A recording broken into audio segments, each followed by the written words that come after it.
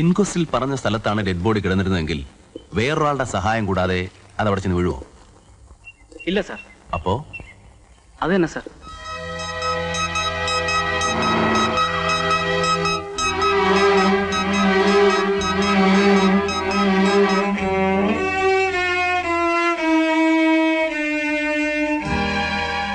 സാറേ, ഈ CBI എന്ന് പറഞ്ഞാൽ സെൻട്രൽ ബ്യൂറോ ഓഫ് ഇൻവെസ്റ്റിഗേഷൻ എന്നാണ്, അല്ലാതെ സെൻട്രൽ ബ്യൂറോ ഓഫ് ഇഡിയറ്റ്സ് എന്നല്ല.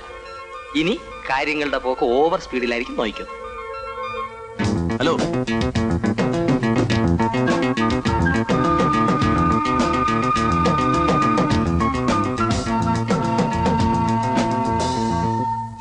സാർ,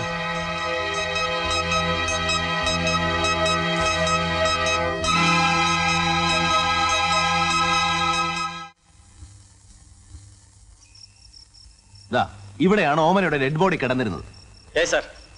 ഭിത്തിയും ഡെഡ് ബോഡിയും തമ്മിൽ എത്രയാ ദൂരം ഉണ്ടായിരുന്നത്? 12.5 feet. നമ്മുടെ രണ്ടാമത് ഡമ്മി ഇട്ടില്ലേ, ആ ഡമ്മി എത്ര ദൂരത്തിലാ ചെന്ന് വീണത്? 8 feet. അപ്പോ രണ്ട് ഡമ്മിയും തമ്മിൽ 4 feet വ്യത്യാസമുണ്ട്. That's A very important point. എത്ര ശ്രമിച്ചാലും ശരി, ആ സ്ത്രീ സ്വയം ചാടിയതാണെങ്കിൽ ഇത്രയും ദൂരെ ചെന്ന് വീഴില്ല.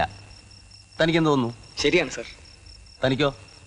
ഞാനൊരു വാദത്തിന് വേണ്ടി പറയുകയല്ല സാർ. ഒരുപക്ഷെ ഓമന വന്ന് വീണത് ഇവിടെ ആയിരിക്കും. തലയും കഴുത്തും മറ്റും പൊട്ടിയ വേദന കൊണ്ട് പിടഞ്ഞു ഉരുണ്ട് ഇവിടെ എത്തിയതാവാൻ പാടില്ലേ സാർ? You are correct. വേണമെങ്കിൽ ആ രീതിയിലും ചിന്തിക്കാം. ആ ഡെഡ് ബോഡിയുടെ ഫോട്ടോഗ്രാഫ്സ് എവിടെ? റൂമിലുണ്ട് സർ. Bring it. ഓമന മരിച്ചതിന് ശേഷമാണ് കൊണ്ടിട്ടതെങ്കിൽ ഡെഡ് ബോഡി ഉരുളുവോ? ജീവനോടെയാണോ വീണത് അതോ മരിച്ചതിന് ശേഷം കൊണ്ടിട്ടതാണോ എന്ന് നമുക്കറിയില്ലല്ലോ സാർ.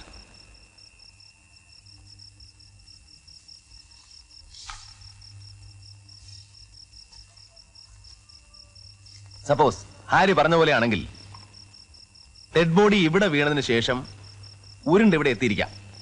അങ്ങനെയാണെങ്കിൽ ഈ ഭാഗത്ത് വാർന്നൊഴുകിയ രക്തത്തിന്റെ പാടുണ്ടാവണം. ഈ ഫോട്ടോയിൽ എവിടെയെങ്കിലും അങ്ങനെ രക്തത്തിന്റെ പാടുണ്ടോ നോക്കിയേ. ഇല്ലല്ലോ. ഇല്ല സാർ. ദാറ്റ് മീൻസ് അവരുടെ വീഴ്ച ഇവിടെ തന്നെ ആയിരിക്കണം. What you say? I am sorry sir. Don't feel sorry. You asked A very intelligent question. അതുകൊണ്ടാണല്ലോ നമ്മളിപ്പോ ഈ ഫോട്ടോഗ്രാഫ്സ് ചെക്ക് ചെയ്തത്.